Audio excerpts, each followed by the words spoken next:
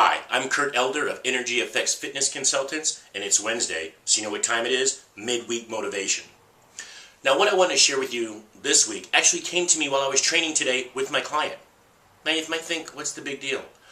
What you need to understand is that this client came to me maybe 2 years ago, or maybe a year and 6 months, but it's a short period of time when you talk about an individual that when I first met couldn't bend over to tie his own shoes, was in constant pain to the point where he was needing medication, had at least 2 back surgeries with little to no relief, and was, I'd say actually, you could even consider him clinically depressed because he was dealing with pain all the time.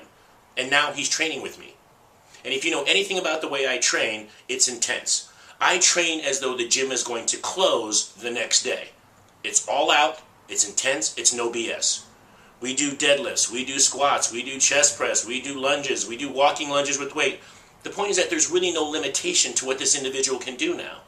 And it got me thinking as I was watching him train, I said, what's the difference between this client and any other client that's out there, mine or otherwise?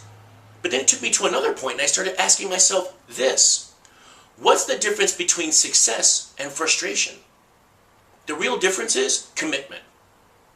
Commitment is when you decide to create a plan, commit to it consistently, that is to do it on a regular basis, to yield a result.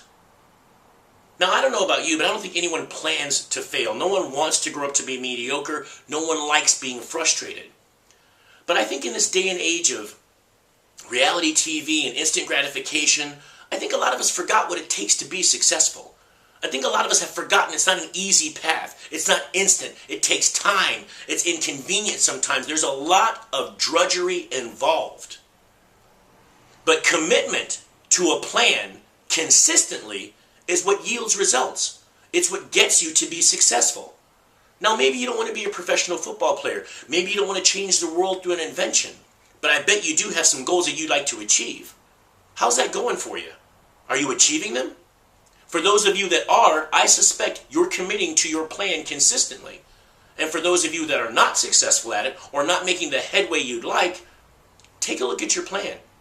Take a look at your consistency. Maybe it could be something as simple as I'm going to have breakfast every single day for the next 30 days. That's a goal. Commit to it. Maybe it's something as simple as, you know what, I'm going to get to the gym at least twice a week, every week for the next 6 to 8 weeks. That's a commitment. Get going on it. It doesn't even have to be related to fitness. I'll give you a different example. Maybe you're going to work on being a better listener, which means you're going to actively listen when people are talking to you. Pause before you respond to what they've said.